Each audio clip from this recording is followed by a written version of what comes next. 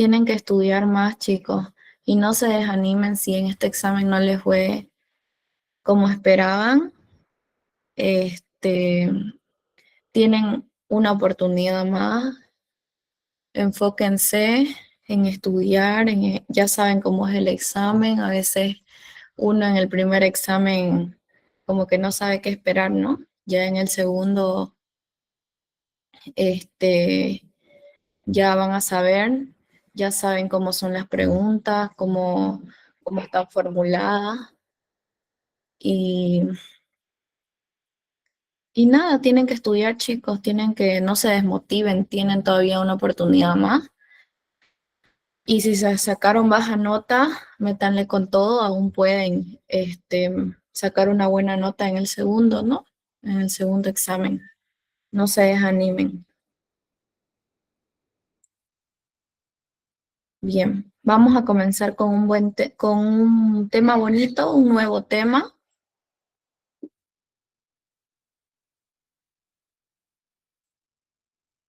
Ahora les comparto pantalla.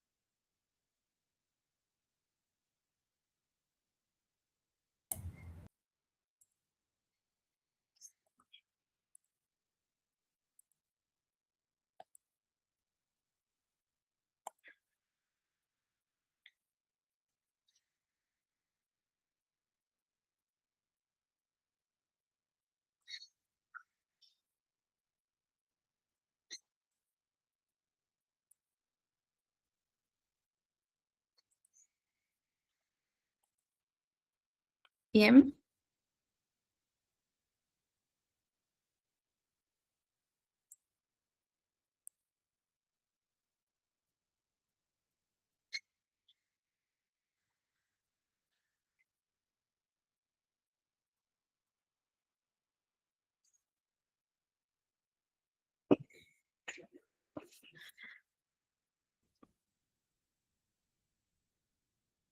bien, vamos a comenzar con un nuevo tema. El tema de hoy es la unidad 4, célula y reproducción celular. Es un tema muy interesante. Bien, comencemos.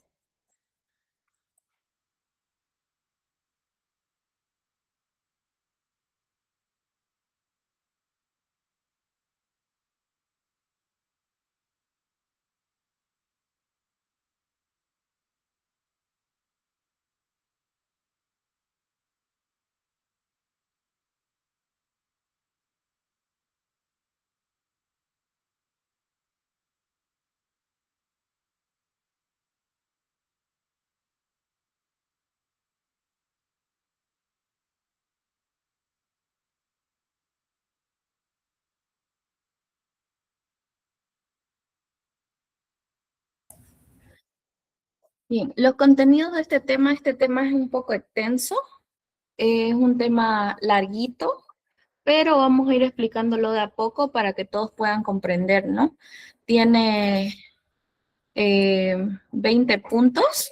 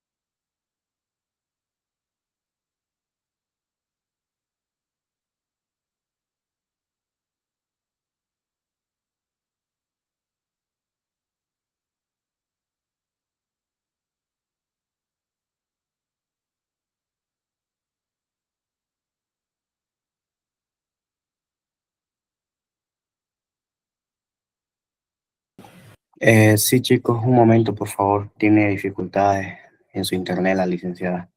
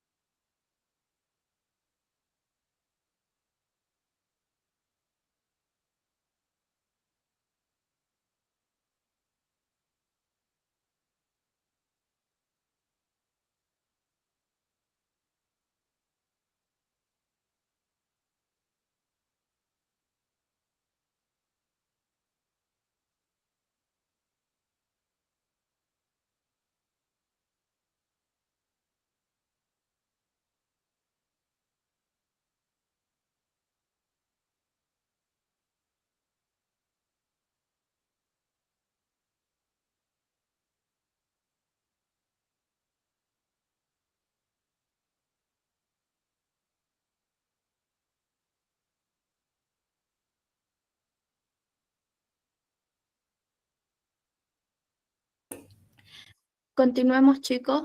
Disculpen, tenía problemas de conexión. Espero que se me escuche bien ahora. Bien, vamos a seguir con lo que es los contenidos, ¿no? De este nuevo tema, que es el tema de la célula, ¿no? Y reproducción celular.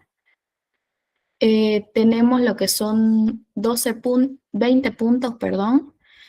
Primero vamos a comenzar hablando de lo que es la célula, luego un poco de historia, ¿no? Lo que es la teoría celular, luego membrana celular, movimiento de las células en los diferentes organismos, la velocidad que tiene de difusión, la permeabilidad, cómo es que la célula se nutre, ¿no? Cómo pasan las sustancias fuera y dentro de la célula, la presión osmótica que tiene la célula, las membranas celulares y las postaglandinas, con qué eh, funciona, es decir, la célula, ¿no?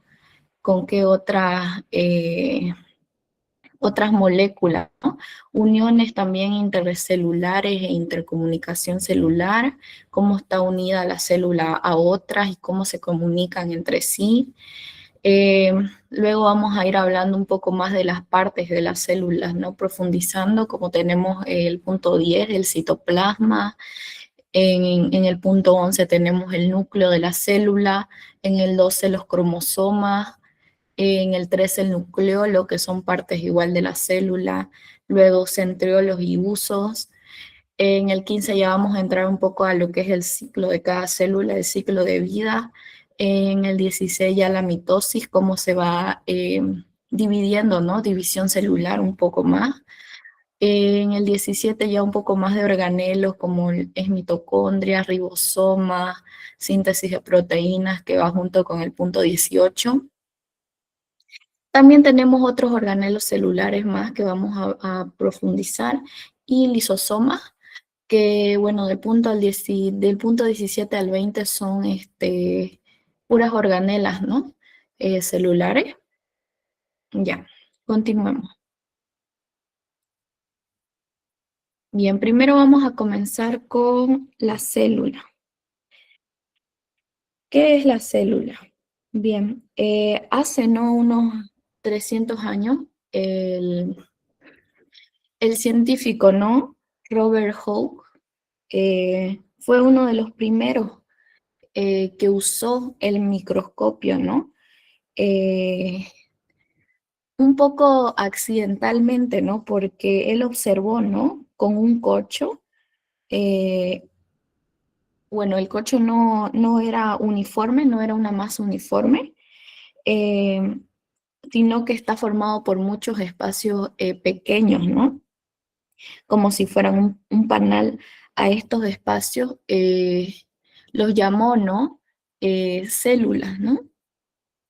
Pero él lo que vio en ese entonces eran células muertas, ¿no? Eran paredes de celulosa, que bueno, la célula ya estaba muerta, ¿no? Pero él logró ver, ¿no? Fue el primero, ¿no? En lograr ver lo que es una célula. Bien, aquí dice, ¿no? Lo que Hooke vio no eran células vivas, ¿no? Sino que eran paredes de celulosa muerta. Con el tiempo, ¿no? Entendió que lo más importante, ¿no? De la célula no era la pared celular, em, sino lo que hay dentro de la célula, ¿no? Porque ahí es donde ocurre, ¿no? La vida.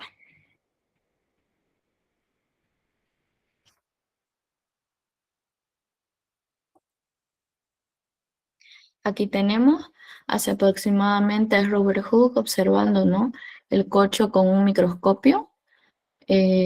Aquí vemos que estaba formado por pequeñas cavidades y estas, ¿no? Las que las denominó células, ¿no? Eran paredes, ¿no? De celulosa, eran células muertas ya, ¿no? Ahí, bueno, él no marcó el inicio de todo lo que fue la estructura, el estudio, ¿no? De la célula.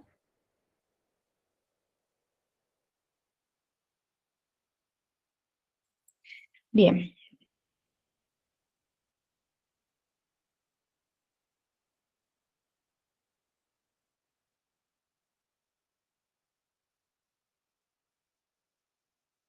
bien. Luego tenemos más adelante, ¿no? Vamos avanzando en lo que es en el tiempo.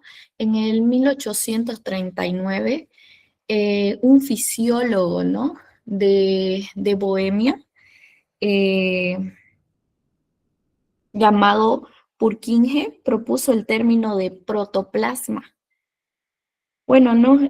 Para nombrar el contenido vivo de la célula, eh, en ese momento o en ese tiempo, ¿no? Se pensaba, ¿no? Que el interior celular era algo muy simple, ¿no? Pero no era así. Bien, ¿qué entendemos, no? Por eh, protoplasma, ¿a qué se refería, a qué se quiso referir, no? Este fisiólogo. Bueno, no, este protoplasma se refería a todo lo que, el contenido vivo, ¿no? Que está dentro de la célula, es decir, ¿no? La materia viva que permite, ¿no? Que la célula exista y funcione.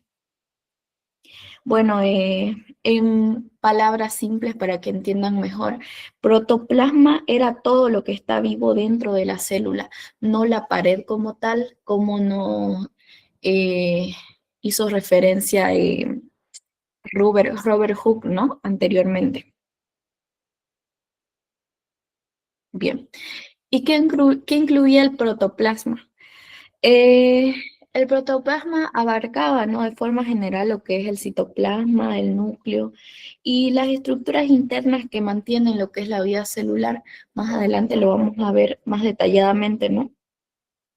Bueno, en ese momento no se conocían bien, ¿no? Lo que son los orgánulos celulares, mitocondrias, ribosomas, etcétera, ¿no? Por eso se usaba un solo nombre para todo, el nombre de protoplasma. Bueno, hoy en día no se dice que no es un término en específico, que no es un término preciso, ¿no? Porque con el avance, ¿no? De la ciencia se descubrió que en el interior celular no es, ¿no? Una masa uniforme como este fisiólogo puso, ¿no? Sino que está formado, ¿no? Por muchas estructuras distintas y cada una cumple una función específica, ¿no? Hablamos de lo que es el interior de la célula. Por esto es que el protoplasma no describe, ¿no?, algo concreto desde el punto de vista químico o físico, ¿no? Bueno, con el avance de todo lo que es la ciencia y los estudios, se descubrió, ¿no?, que en el interior de la célula no es algo simple, ¿no?, sino que es algo muy, muy complejo, formado por muchas partes diferentes que trabajan en conjunto, ¿no?, para que la célula pueda vivir, ¿no? Por eso hoy no se sabe que el término protoplasma no es muy específico, ¿no? Bueno, desde el punto de vista químico, ¿no? Pero este es un término que todavía se usa para referirse, ¿no?, de manera general a todo lo que está vivo y organizado dentro de la célula.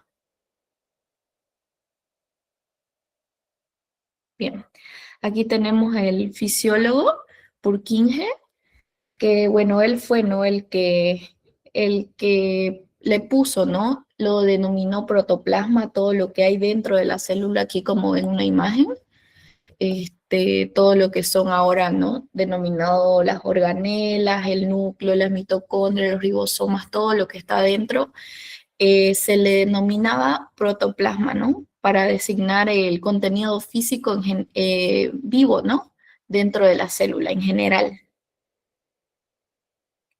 Bien, ahora, ¿no?, este significado carece, ¿no?, de claridad, pero aún se usa para referirse a todo, ¿no?, el conjunto eh, a todos los constituyentes, ¿no?, a todas las organelas que tiene la célula, aún se utiliza para referirse cuando se habla de manera general, ¿no? Bien, ahora vamos a hablar un poco de lo que es la teoría celular. Bien, bueno, la teoría celular, ¿no?, es uno de los pilares fundamentales de la biología. Fue formulada en 1838 por Matthias Schleiden, que era un botánico, y Teodoro Schwann, que era un zoólogo. Ellos dos, ¿qué hicieron, no? Establecieron lo que todos los seres vivos, establecieron que todos los seres vivos, ya sean plantas, animales, están formados por células.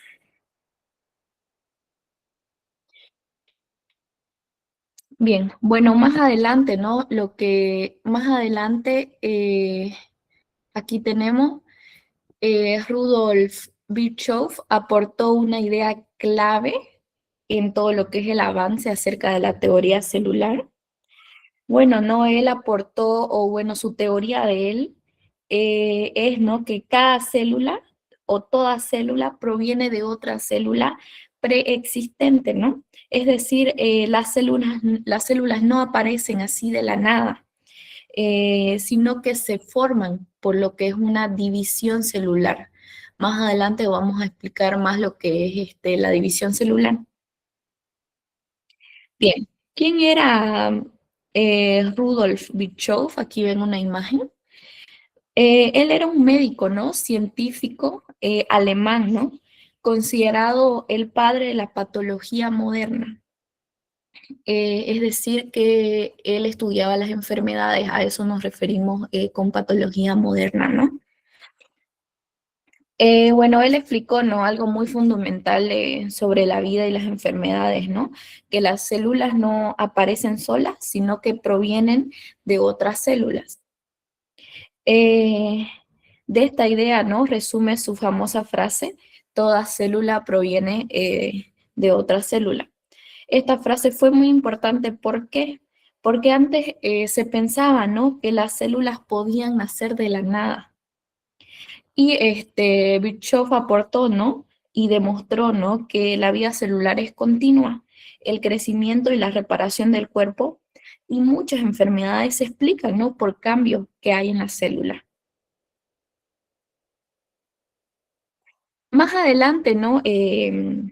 August Weismann en 1880 reforzó, ¿no?, el concepto de Virchow, al señalar que todas las células actuales descienden de células muy antiguas, estableciendo así una continuidad de la vida a lo largo del tiempo.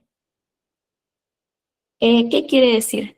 Bueno, este científico, ¿no?, establece, ¿no?, que la célula igual es la unidad básica, ¿no?, de la vida, tanto estructuralmente, que forma los cuerpos, es decir, y funcionalmente, que realiza, es decir, las funciones vitales. En otras palabras, ¿no?, la célula es la mínima porción, ¿no?, de materia viva.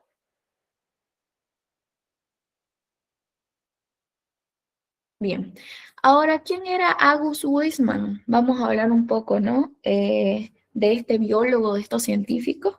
Él era un biólogo, ¿no?, alemán también. Eh, Él se especializaba en lo que era la biología evolutiva y lo que es la herencia.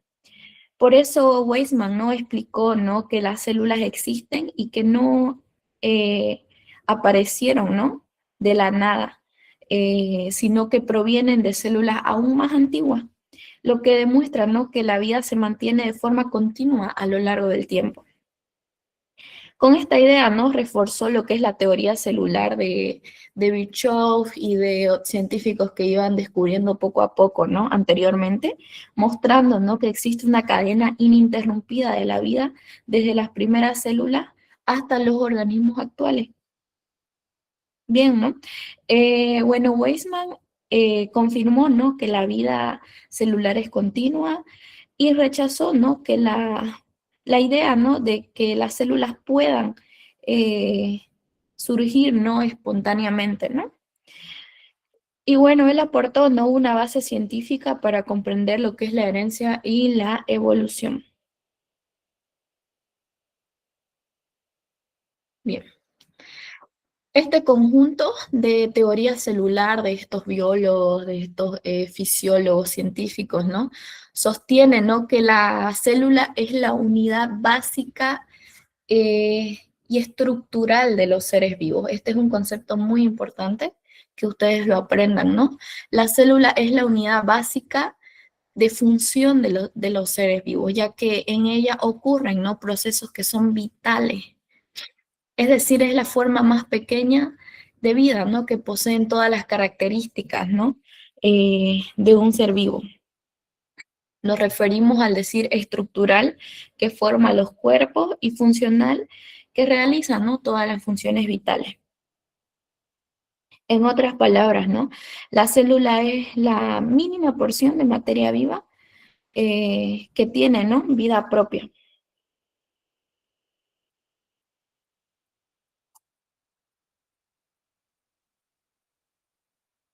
Bien, ahora vamos a hablar un poco de lo que son las características generales, ¿no?, de la célula, porque todas tienen, ¿no?, una estructura básica que las caracteriza, ¿no?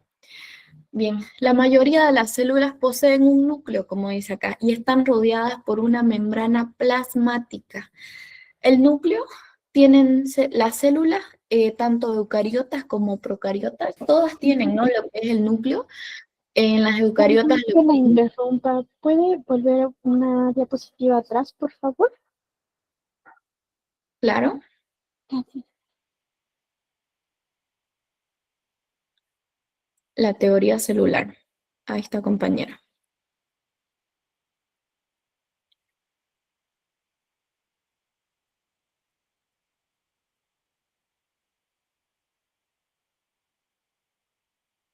Bien, continuemos. Sí, Ahora vamos a hablar de lo que son las características, ¿no?, generales de la célula, la estructura. Tenemos lo que son las células eucariotas como procariotas, pero todas estas células tienen una estructura básica, es decir, poseen estructuras que ambas tipos de células tienen, ¿no?, que comparten. Si bien tienen algunas diferencias, también tienen una estructura que las caracteriza, ¿no? Por ejemplo, aquí dice, poseen un núcleo, todas las células, ¿no? Aquí vemos la célula eucariota, tiene un núcleo que se encuentra al medio de la célula, ¿no? y la procariota, que también tiene un núcleo, pero en las células procariotas el núcleo se encuentra disperso, es decir, no está compacto, no está rodeado por un núcleo, lo que hace que esté en un solo lugar, ¿no? En las células procariotas, que son las células de las bacterias, ¿no?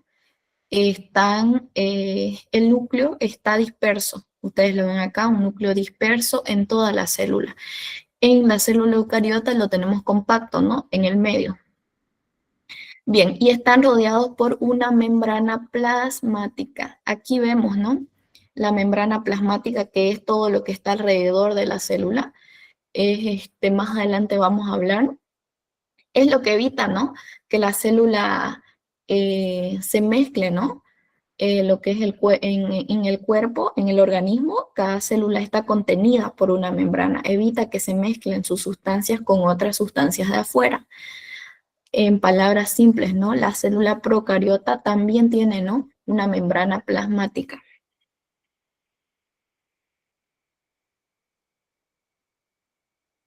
Bien. Ahora tenemos las excepciones a la regla, dice acá. Aquí menciona a los glóbulos rojos de los mamíferos. Pierden su núcleo durante la maduración. Claro, ¿no? Las células tienen una estructura básica, pero también hay diferentes células. Por ejemplo, acá glóbulo rojo. El glóbulo rojo es una célula también. En distintas etapas que pasa la célula, porque la célula, de acuerdo a la parte en la que se encuentra del cuerpo, es decir, en cada parte del cuerpo en que se encuentra, tiene una diferente función, ¿no? Una diferente forma y diferente nombre. Lo mismo ocurre en los animales, en las plantas, ¿no? Acá dice, los glóbulos rojos de los mamíferos pierden su núcleo durante la maduración, ¿no? Bueno, así, ¿no? Transportan lo que es más oxígeno. Luego tenemos las fibras musculares estriadas o los músculos estriados, presentan lo que son varios núcleos, ¿no?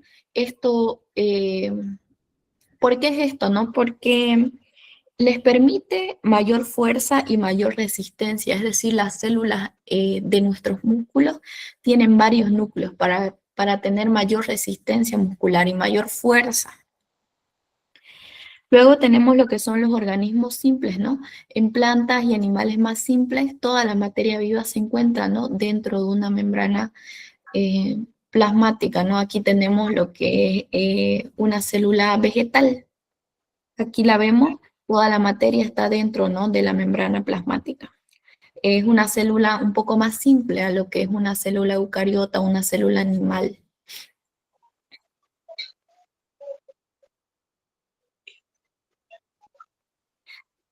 Bien, luego tenemos los organismos, ¿no? Tenemos organismos unicelulares y acelulares. ¿A qué nos referimos, no? Con unicelulares son todos los organismos que están formados por una sola célula. ¿A qué nos referimos con organismos unicelulares? A las bacterias, como yo les había dicho, es una célula de una forma peculiar, ¿no? Una bacteria es todo esto. Aquí, como ven la imagen, es una bacteria de color celeste.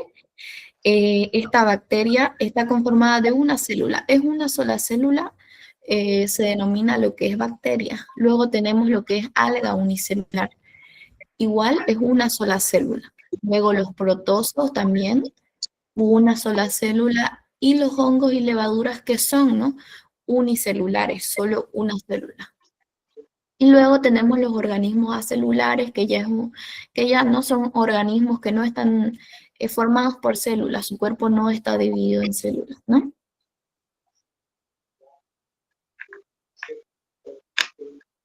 Bien, ahora vamos a hablar de lo que es la complejidad celular. Una sola célula puede ser muy compleja, ¿no? Y especializada también.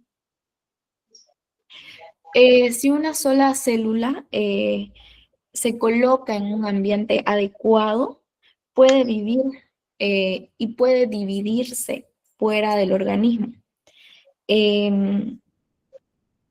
Ejemplo, ¿no? las células humanas que son usadas para estudiar enfermedades, probar medicamentos o investigar el cáncer, pueden, ¿no?, vivir afuera, ¿no?, del organismo en un ambiente adecuado, ¿no? Y pueden dividirse. Bien, acá dice, ¿no? No es correcto asumir que un organismo unicelular es necesariamente más pequeño o menos complejo que uno multicelular. Esto dice, ¿no?, que un organismo, por más pequeño, o por ejemplo una bacteria que es unicelular, quiere decir que no es un organismo más sencillo o menos complejo que aquí tenemos en esta imagen una célula eucariota, no una célula animal, ¿no? Igual ambas tienen, ¿no?, su complejidad, ambas tienen organelas, ribosomas, pared celular, ambas son igual de complejas, ¿no? Listen, ¿podría explicar bien la diferencia entre organismos unicelulares y acelulares, por favor? Bien.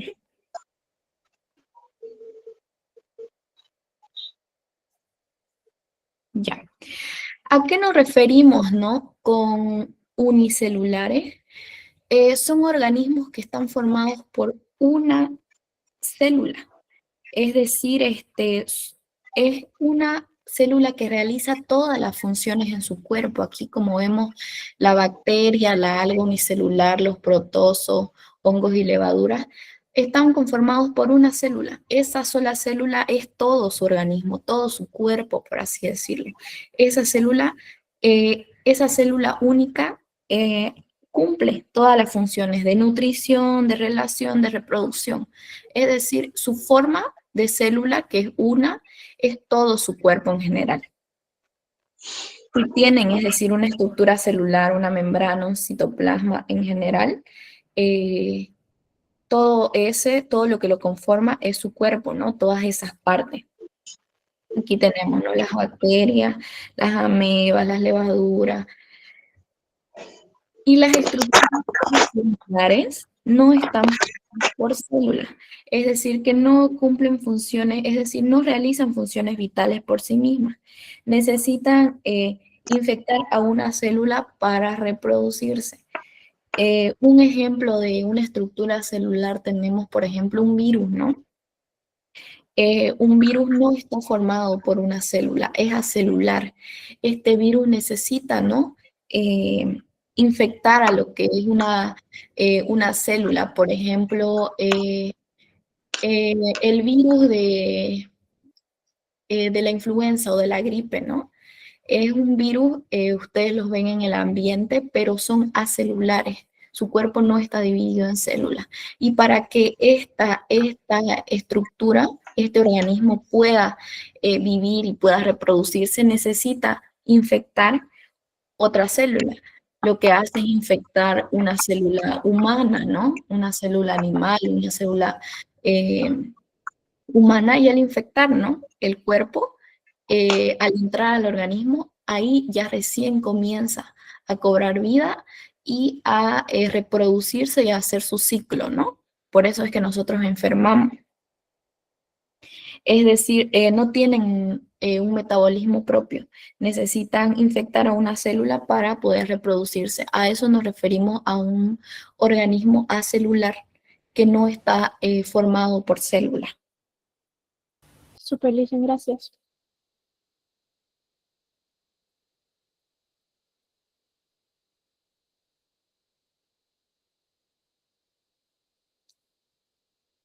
Bien, continuemos.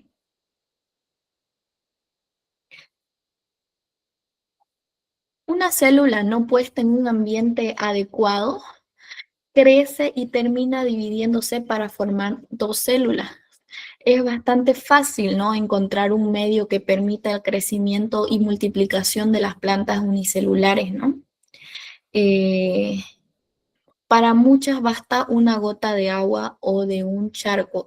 Estamos hablando de la multiplicación de plantas, ¿no?, que están compuestas por una célula, unicelulares. Es más fácil, aquí dice, preparar un medio que permita el desarrollo y división de células precedentes del cuerpo de un hombre, un pollo o una salamandra. El primero en lograrlo fue el zoólogo americano Ross Harrison, quien permitió, ¿no?, cultivar las células de salamandra en un medio artificial, ¿no?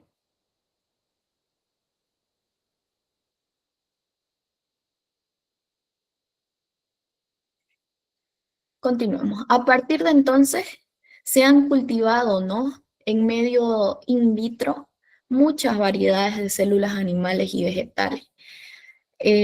¿A qué nos referimos con el término in vitro? Por si muchos no tienen o no entienden, no saben a qué se refiere. In vitro significa que es cultivado en laboratorio. La célula hacen que la célula crezca y se reproduzca en laboratorio, no de manera natural. A esto se refiere que desde entonces ya empezaron a cultivarse las células in vitro y muchas variedades de células animales y vegetales para su estudio, ¿no? Lo que ha permitido, ¿no?, numerosos descubrimientos en lo que es la fisiología celular. ¿A qué nos referimos cuando hablamos de fisiología celular? Al funcionamiento, ¿no?, de la célula. Esto, bueno, al cultivar, ¿no?, estas células, tanto animales como vegetales, empezaron, ¿no?, a descubrirse ya un poco más a profundidad lo que es el funcionamiento de lo que son las organelas celulares. Las células de distintas plantas y animales y de diferentes órganos en una sola planta o animal presentan una gran variedad de tamaños, formas, colores y estructuras internas. No todas tienen en común ciertas características, como les había dicho, ¿no? El ejemplo es una célula animal, que son las células por las que estamos conformados nosotros, ¿no?, nuestro organismo. Una célula, por ejemplo, de lo que es una célula sanguínea, que es un eritrocito, a diferencia de una célula muscular, que es un miocito. Ambas son células, claro que sí, pero tienen, ¿no?, diferentes estructuras, ¿no?, cumplen diferentes funciones en el cuerpo, así como también tienen diferentes nombres, ¿no? Un eritrocito, un miocito tienen diferentes funciones de acuerdo a la parte que se encuentran en nuestro organismo y diferentes nombres, pero siguen siendo células, ¿no? Bien. Aquí dice, ¿no?, cada célula rodeada por cada célula está, ¿no?, rodeada por lo que es una membrana plasmática. La membrana plasmática, ¿cuál es? Todo lo que está alrededor de la célula, por lo que está rodeado la célula. Contiene un núcleo, la célula, que es el del medio, el núcleo, y un buen número de organelos celulares o subcelulares, que son estos alrededor que ven así, estas formitas. Son los organelos. Tenemos acá las mitocondrias, que son las naranjitas, son las encargadas de dar energía, las mitocondrias. Luego tenemos el retículo endoplasmático granuloso, el retículo endoplasmático liso, que son estas que ven así, alrededor del núcleo. Este lila es el retículo endoplasmático liso, luego tenemos el rugoso, ¿no? Y lo que es el complejo de Golgi, que es el que le sigue, acá se ve muy pequeño, como estas son como unas redonditos, ¿no?, medio celeste. A eso nos referimos con lo que es el complejo de Golgi. Estos serían los organelos subcelulares, que más adelante vamos a ir hablando uno por uno, porque cada uno tiene una función específica, ¿no?, en la célula. Acá tenemos nomás específico para que puedan ver con sus nombres. En el medio tenemos el núcleo, luego tenemos el aparato de Golgi o complejo de Golgi, luego el citoplasma, que es todo el líquido en donde están las organelas. Luego tenemos lo que son los centriolos, ribosomas, que son estos puntitos que ven acá, Eh, Luego la membrana plasmática, que es todo alrededor de la célula, todo esto plomo que ven, es la membrana plasmática. Y también acá tenemos lo que son las mitocondrias, que cumplen una función igual muy importante en la célula. Aquí tenemos ahí aparato de Golgi, nucleolo, núcleo, retículo endoplasmático. Luego aquí igual tenemos las mitocondrias de otro color, acá están más celestes.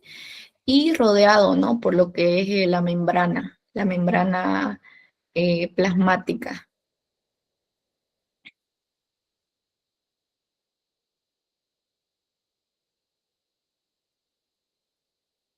Bien, continuemos ahora el punto número 3. Vamos a hablar de lo que es la membrana celular e intercambio de materiales entre la célula y el medio. Acá lo que vemos en la imagen dice membrana plasmática, ¿no? Aquí en esta imagen anterior, todo esto que rodea, para que lo entiendan mejor, todo esto que rodea la célula es la membrana plasmática. Aquí está más microscópicamente, ¿no? Aquí todo alrededor, aquí se ve grande, ¿no? Es la membrana plasmática. Lo vamos a estudiar un poco más a profundidad, ¿no? Porque la membrana plasmática es la encargada, ¿no? Del intercambio de materiales. ¿Qué entra? Ellas son como la barrera, ¿no? Que ven qué es lo que entra, qué es lo que sale de la célula, qué sirve y qué no sirve para que entre a la célula.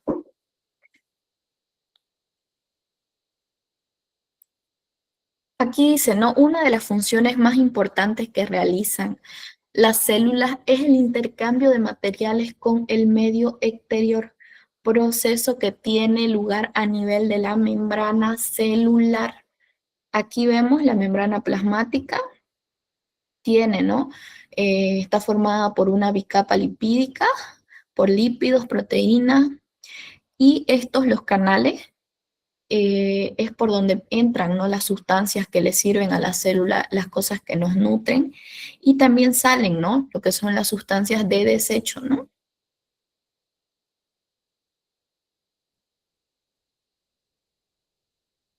Bien, ¿a qué nos referimos con el intercambio de materiales para que lo entiendan un poco mejor?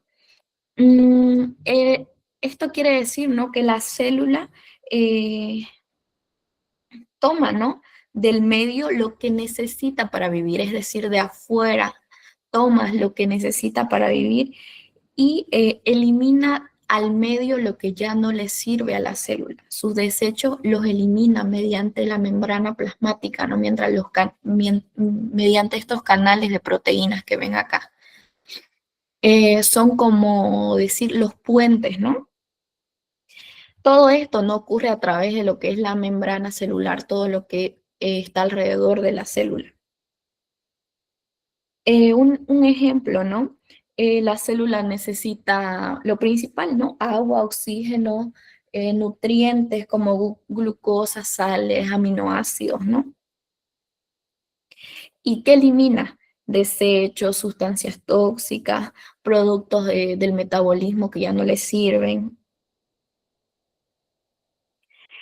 Ahora, la membrana plasmática, ¿ustedes creen que deja pasar todo? La respuesta es no. La membrana celular, cada membrana celular de cada una de las células de nuestro cuerpo es muy selectiva. Deja pasar algunas sustancias e impide el paso de otras. Es como, es decir, la puerta, ¿no? De nuestra casa. Deja pasar lo que le sirve y no deja pasar lo que no es beneficiosa para ella. Es decir, bloquea, ¿no? Sus canales que están hechos de proteínas, como ven acá.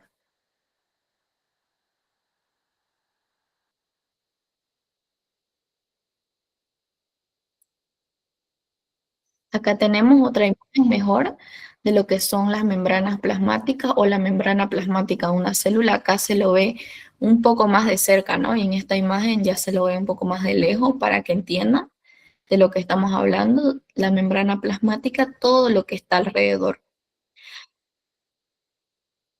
Aquí dice, las membranas no solo recubren la célula, limitándola del medio exterior y procurándole mantener constantes las condiciones internas, sino que se encuentran limitando o aislando las diferentes estructuras u organelos que se encuentran, ¿no? Realizando funciones específicas en el interior de la célula, tales como las vacuolas, núcleos, citoplasma, mitocondrias, retículos endoplasmáticos lisos, rugosos, complejo de Golgi, todo las organelas, ¿no? Es decir, que la célula evita, ¿no?, que las organelas salgan, porque las organelas cumplen una función importante en la célula. Y al salir, ya no estarían, ¿no?, cumpliendo, la célula ya no estaría realizando las funciones que necesita, ¿no? Por eso, ¿no?, evita que la membrana no solo evita, ¿no?, que escapen las organelas, sino que la mantiene, ¿no?, constante y mantiene las condiciones, protege, ¿no?, el trabajo que la célula hace en su interior.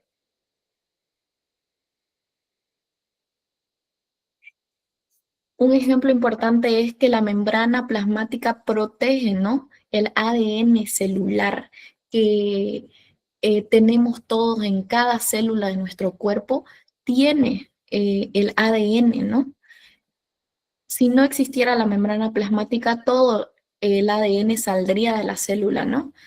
El ADN celular está adentro, ¿no?, del núcleo de la célula, más adelante lo vamos a explicar, pero la membrana plasmática protege, ¿no?, lo que es el ADN celular, ¿no?, el material genético.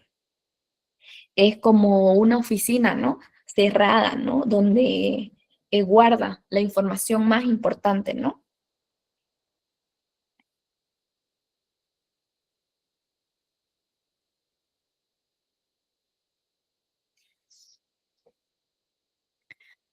Continuemos con membrana plasmática. El transporte de materia puede realizarse gracias a la presencia de ciertas sustancias que conforman a las membranas, como les estaba explicando, ¿no? ¿Qué sustancias son? Aquí tenemos la membrana plasmática que se ve así como un colchoncito eh, naranja, medio amarillento.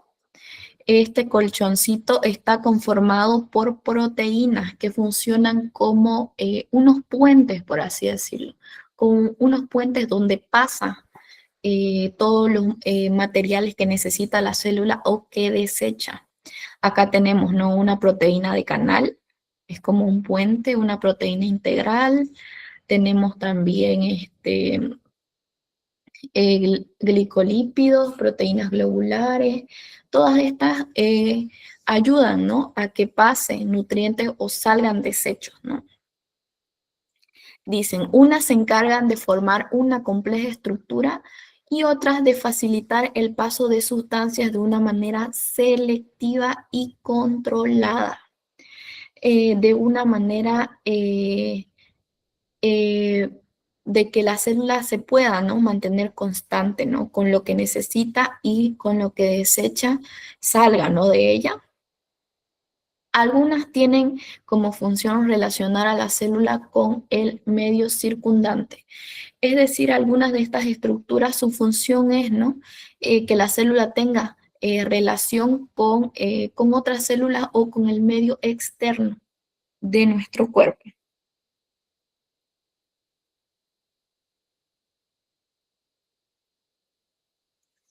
Bueno, el transporte, ¿no?, de sustancias a través de lo que es la membrana celular es posible, ¿no?, gracias a diferentes tipos de sustancias que forman parte de la membrana. Todas estas sustancias que ven aquí alrededor, estas proteínas, glicolípidos, forman parte de la membrana como puentes, trabajan juntos con la membrana, ¿no?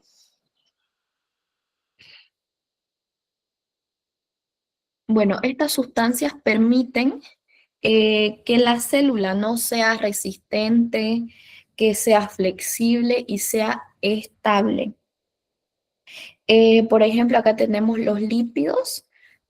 Aquí en la imagen no dice lípidos, pero está formado también por lípidos, glicolípidos. y también lípidos, ¿no? Bueno, los lípidos, ¿no? Forman lo que es una especie de pared flexible, eh, como el material de una burbuja, ¿no? Para que puedan pasar las sustancias, ¿no?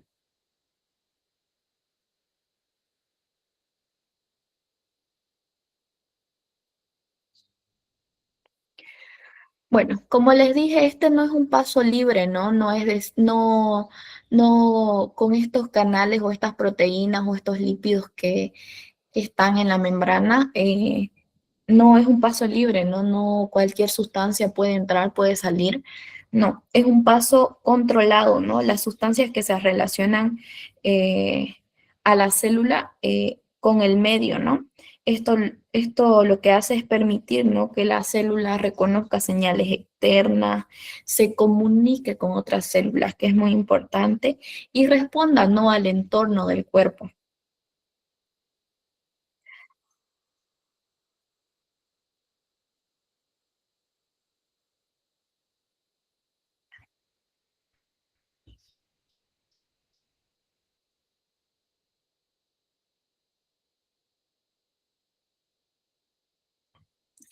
Continuamos. Entre los compuestos básicos que conforman las membranas, eh, podemos reconocer, vamos a hablar un poco más a profundidad de lo que es la membrana celular, la membrana plasmática, que como ven en esta imagen, están formadas por una bolita arriba, se ven dos patitas y otra bolita abajo. Ahora vamos a explicar qué es, cómo se llama cada una de estas estructuras. Eh, Bien, entre los compuestos básicos que conforman las membranas podemos reconocer los lípidos y las proteínas y también los carbohidratos. Los lípidos que conforman, ¿no? La estructura o matriz de la membrana y están representados básicamente por los fosfolípidos. Es decir, son compuestos que presentan una cabeza. Esta es la cabecita de cada una, ¿no? De la bicapa lipídica o la membrana celular. Tiene, ¿no? Una cabecita y dos patitas, ¿no? Dos colas, ¿no? Eh, Dice, ¿no? Están representados por la cabeza que está formada por fosfolípidos, ¿no?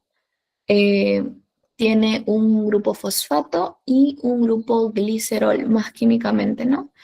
Está constituida por grupo fosfato, eh, que es una cola hidrofóbica. ¿A qué nos referimos con hidrofóbica?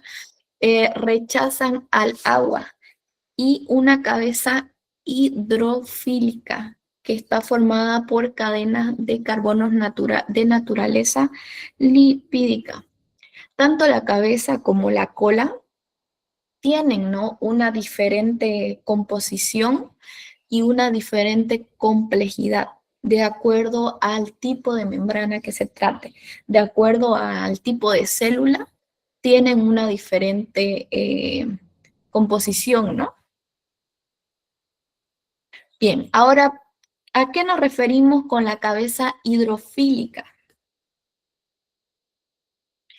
Eh, a la cabeza hidrofílica es esta cabeza hidrofílica, al decir hidrofílica, es que atrae todo lo que es el agua, atrae el agua y está formada por un grupo fosfato y se orienta hacia el exterior e inferior de la célula, donde hay agua. Es decir, una de las cabezas hidrofílicas da al exterior de la célula hacia afuera, que es como decir, su puerta hacia el exterior, y tiene otras cabezas que apuntan hacia el interior, ¿no? De la célula. También tiene una cola hidrofóbica, es decir, que le tienen fobia al agua. Tienen que acordarse de eso. Al decir hidrofóbica, rechaza el agua, le tienen fobia al agua. Y hidrofílica, que atraen el agua, que son las cabezas, ¿no? Las colas hidrofóbicas rechazan el agua y están formadas por cadenas de carbono o lípidos, ¿no?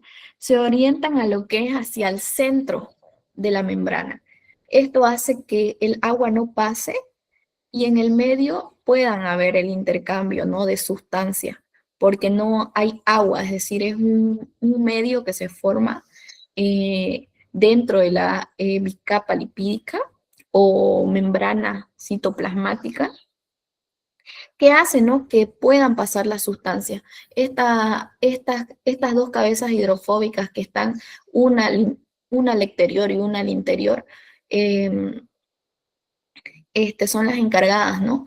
De dejar pasar, dejar pasar la sustancia o sacar sustancias para que dentro, ¿no? De lo que son las colitas, las colas hidrofóbicas, pueda, ¿no? Haber lo que es la selección de ver qué entra, qué sale, ¿no?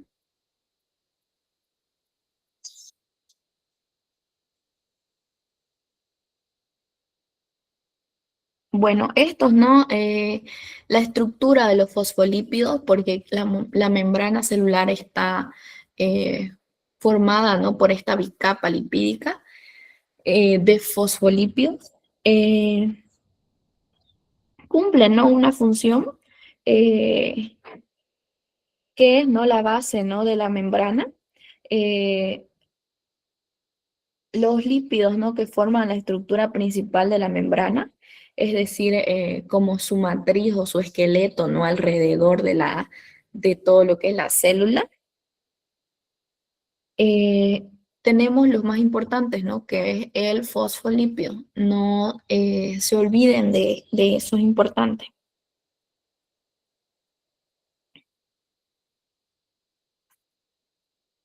Bien, ahora aquí en el texto dice, ¿no? No todas las membranas son iguales. ¿A qué nos referimos con eso? No todas las membranas celulares son iguales. ¿Por qué? Bueno, la cabeza y la cola, de lo que está formado cada membrana celular, pueden, ¿no? Tener diferente composición. Esto depende del tipo de membrana celular, ¿no? Por ejemplo, ¿no? La membrana de una neurona no es igual a la membrana o la membrana celular de una célula intestinal, ¿no? Cada célula tiene diferentes funciones, es decir, varía un poco eh, lo que es la composición, pero ambas células sí o sí tienen lo que es una membrana que está formada por fosfolípidos. Puede variar un poco la composición, pero ambas sí o sí tienen, ¿no? Lo que es la membrana. Bueno, la cola de los fosfolípidos, aquí tenemos la colita, las colas hidrofóbicas de la membrana están, ¿no? Están en movimiento constante, todo el tiempo se están moviendo. Ustedes ven que están hacia el inferior de la célula.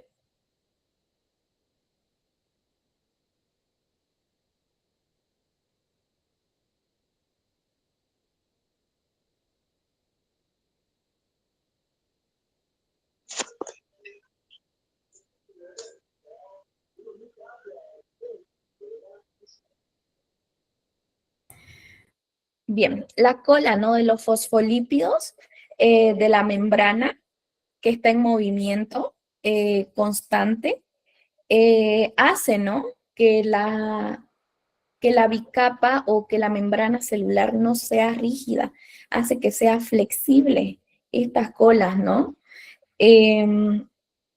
Por eso, ¿no? Se dice que la membrana es fluida, es decir, que tiene un flujo bidimensional, es decir, que entran las sustancias y salen con facilidad, ¿no?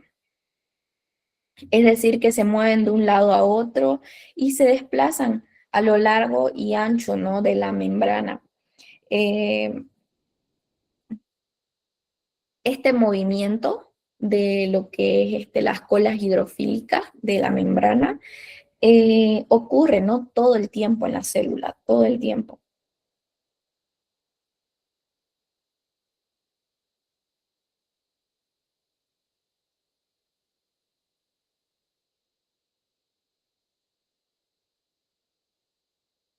Aquí tenemos, ¿no?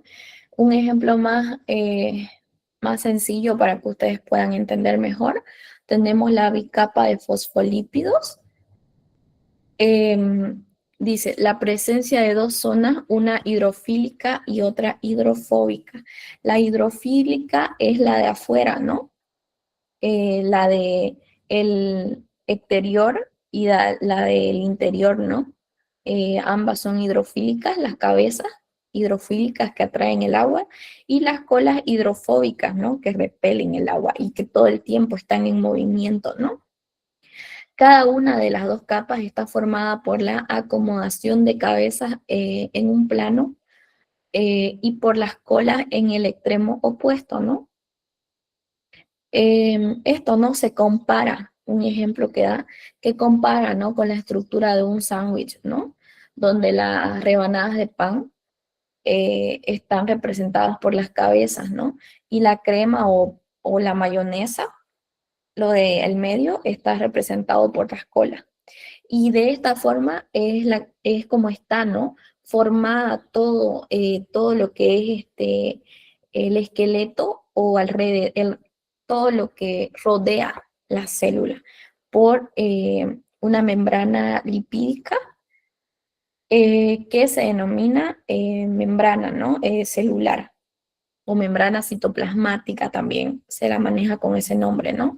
Es una bicapa, ¿no? Se le dice bicapa porque tiene dos capas, ¿no? Doble cabeza y las colas por el medio, ¿no?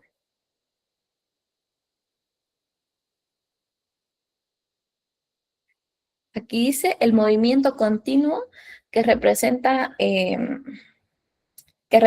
las colas de las moléculas, las colas hidrofóbicas de las moléculas dan la flexibilidad, ¿no? A esta zona, por lo que se considera que en una membrana hay flujo bidimensional continuo, ya que las moléculas tienen el movimiento, ¿no? Lateral a lo largo y a lo ancho de esta monocapa o de esta bicapa. Por el contrario, con el movimiento de las moléculas entre dos monocapas opuestas es extremadamente lento. Puede decirse, ¿no? Que las proteínas son las que llevan al cabo las funciones específicas de transporte y el reconocimiento celular. Es decir, esta bicapa hace, ¿no? Que puedan pasar con más facilidad y con más rapidez lo que son todas las sustancias que quieren entrar a nutrir nuestra célula y las de desecho que tienen que salir, ¿no? En esto ayuda, ¿no? Lo que es el movimiento, ¿no? De las colas hidrofóbicas, ¿no? Aquí vemos eh, las colas y también proteínas, ¿no? Que funcionan como unos canales, ¿no? Un poco más veloz, ¿no? Donde entra lo que son las sustancias y salen también sustancias de desecho. También está formado por otros lípidos, por otras proteínas que atraviesan, ¿no? La membrana. Aquí vemos movimiento bidimensional continuo en esta imagen y también funciones de transporte y reconocimiento celular. Todo esto es la membrana, ¿no? Que rodea la célula.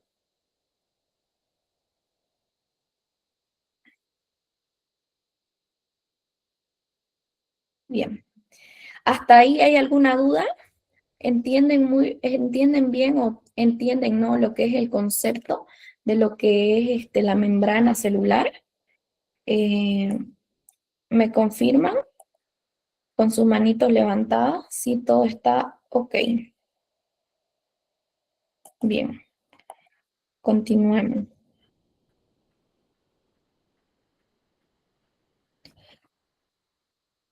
Bien, ahora dejando un poco de lado, ¿no? Lo que es la membrana celular, vamos a hablar de lo que es el movimiento molecular. Bien, todas las moléculas, ¿no? De líquidos y gases tienden característicamente a moverse o difundirse, ¿no? En todas las direcciones hasta que se encuentran distribuidas regularmente por todo el espacio disponible.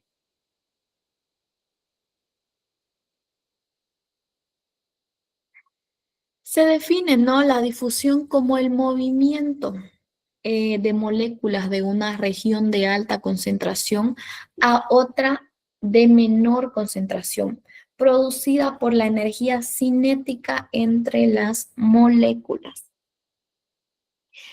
Bien, primero vamos a entender bien lo que es difusión, ¿no? ¿Qué es difusión? ¿A qué nos referimos cuando hablamos de difusión? Bueno, esto habla, ¿no?, de las moléculas, de los líquidos y los gases, ¿no? Están en movimiento constante, aquí ven en esta imagen, ¿no? Todo el tiempo, ¿no? Están en un movimiento constante. Estos redonditos que ven de naranja y celeste son las moléculas que están en un movimiento constante, ¿no? Se mueven, ¿no?, en todas las direcciones, es decir, no se quedan quietas. Por este movimiento, las moléculas tienden, ¿no?, a repartirse de manera uniforme en el espacio disponible.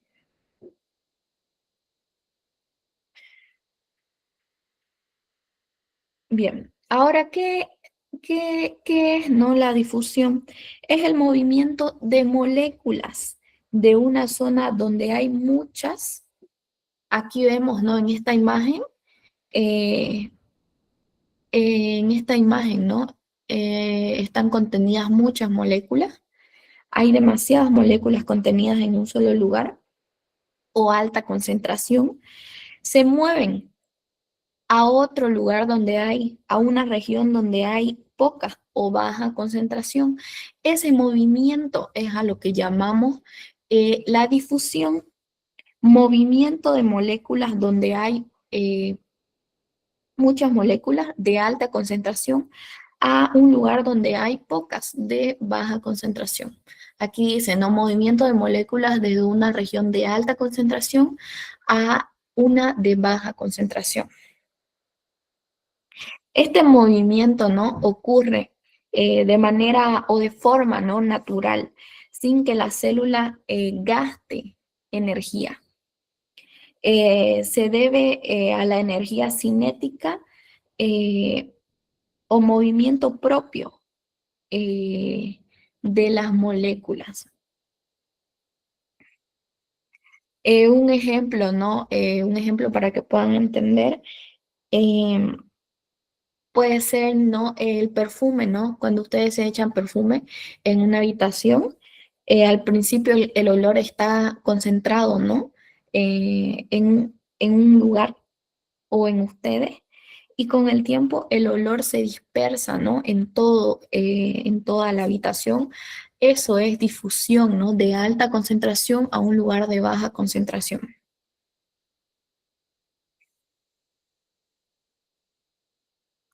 Ahora, ¿no? Un ejemplo, ¿no? Explicación de difusión en lo que es la célula. El oxígeno, ¿no?, entra a la célula desde la sangre. Dentro de la célula hay menos oxígeno y el oxígeno entra por difusión.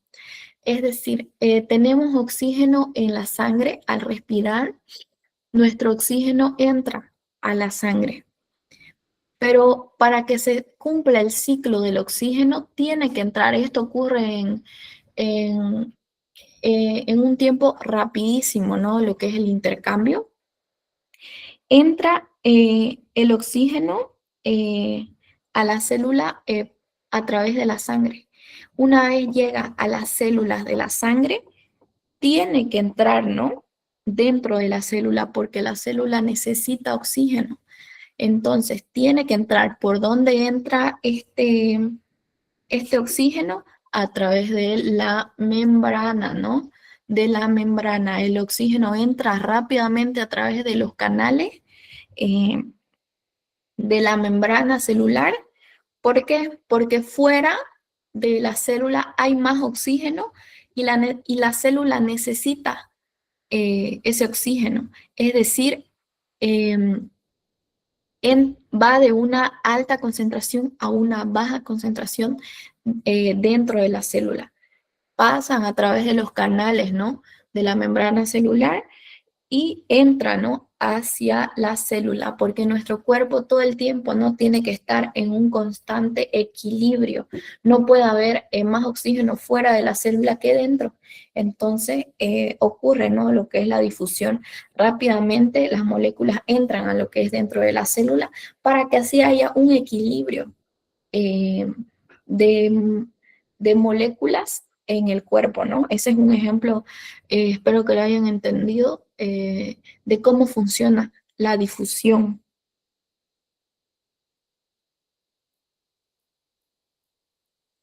Ahora hablemos de difusión y movimiento molecular. Bueno, la velocidad de difusión depende de qué depende la velocidad de qué tan rápido, ¿no?, se mueven, ¿no?, las moléculas. Depende del tamaño de la molécula. Es decir, moléculas pequeñas se mueven más rápido y moléculas más grandes se mueven más lento, ¿no? También tenemos la temperatura. Una mayor temperatura da un mayor movimiento y una menor temperatura da un menor movimiento.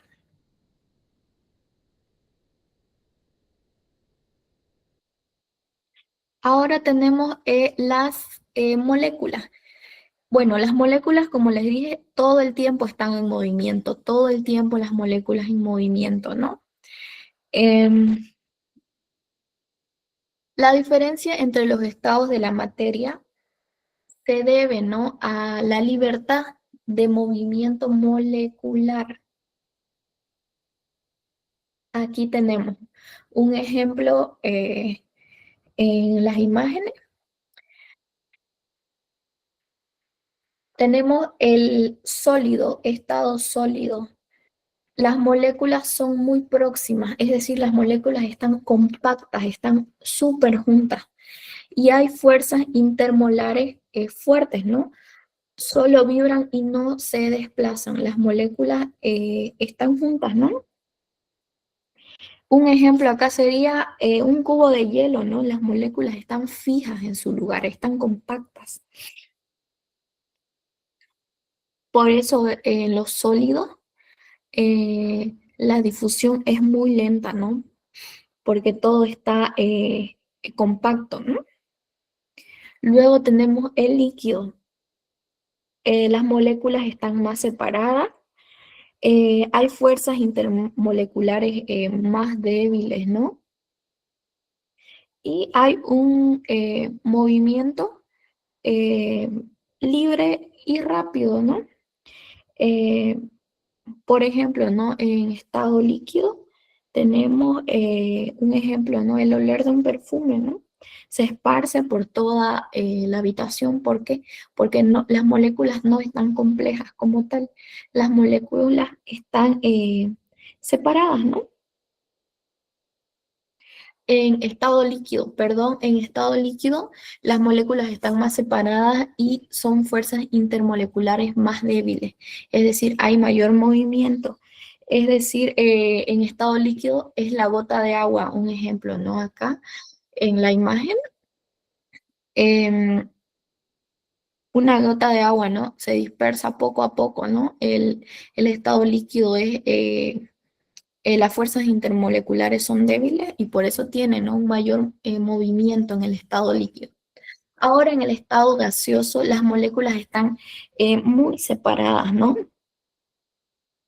Y sus fuerzas intermoleculares son casi inexistentes, ¿no? Es un movimiento libre y rápido, ¿no?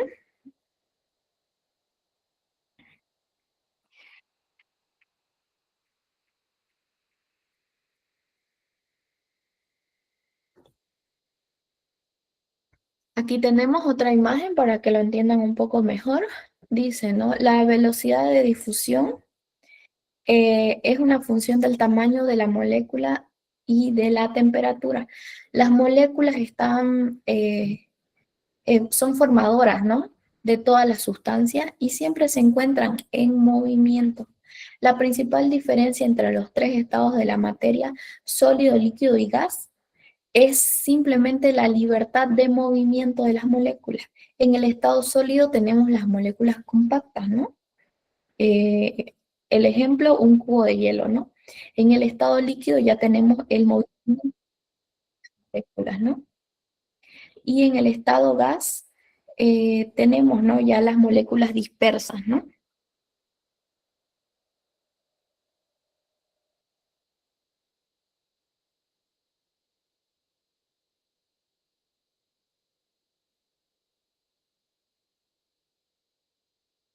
Bien. Terminando ahora con lo que es movimiento molecular. Eh, bien, ¿no? Cuando se observa, aquí dice, cuando observamos una gota de agua al microscopio, no vemos, por así decirse, las moléculas, ¿no? De agua, porque son demasiado pequeñas, microscópicas las moléculas. Pero sí, ¿no? Pero si agregamos, ¿no? Esto es un poco más de lo que es laboratorio, una gota de tinta china, que es una gota que eh, le da color a todo lo que son las moléculas, las bacterias, las células.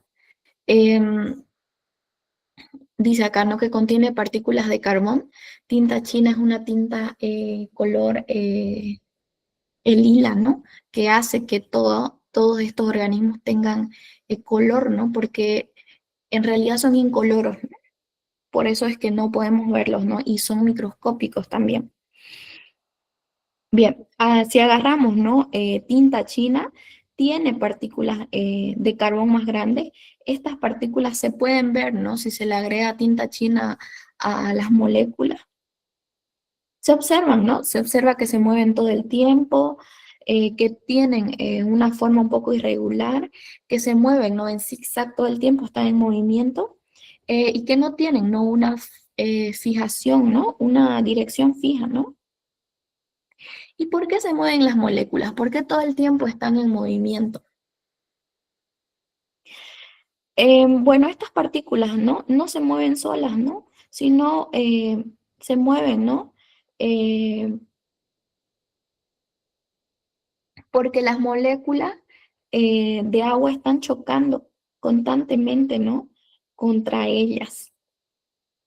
Cada choque empuja, ¿no? A la partícula de carbón en una dirección diferente y por eso el movimiento es continuo, es un movimiento desordenado y es un movimiento impredecible. Em, ¿Y cómo se llama este movimiento, no? ¿A cómo llamamos? ¿Cuál es el nombre del movimiento de estas moléculas? Que esto es muy importante igual. El desplazamiento, ¿no? Se llama el movimiento browniano. ¿Por quién? ¿En honor a quién? A Robert Brown, que era un botánico inglés que fue el primero en observar, ¿no? En un microscopio algunos granos de polen en una gota de agua, él descubre, ¿no? Que las moléculas todo el tiempo están en movimiento. Por eso es que se llama el movimiento de las moléculas, movimiento browniano. ¿Y para qué sirve, no, el movimiento browniano? El movimiento browniano es un modelo, ¿no? Que nos ayuda a comprender, a entender un poco mejor cómo se mueven las partículas en las difusiones. Esto es un concepto, ¿no? Que nos va a ayudar a entender un poco más cómo es que se mueven las partículas, cómo entran las partículas, cómo salen las partículas en la célula. Esto, ¿no? Muestra, ¿no? Que las moléculas están en un movimiento constante, aunque no las veamos. Es una prueba indirecta, ¿no? Del movimiento molecular.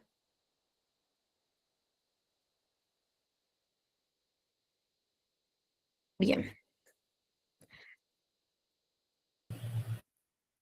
Hasta acá quedamos hoy.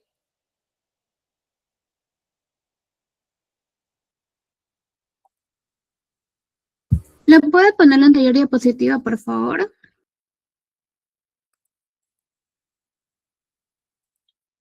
Bien. Voy a proyectar una vez más.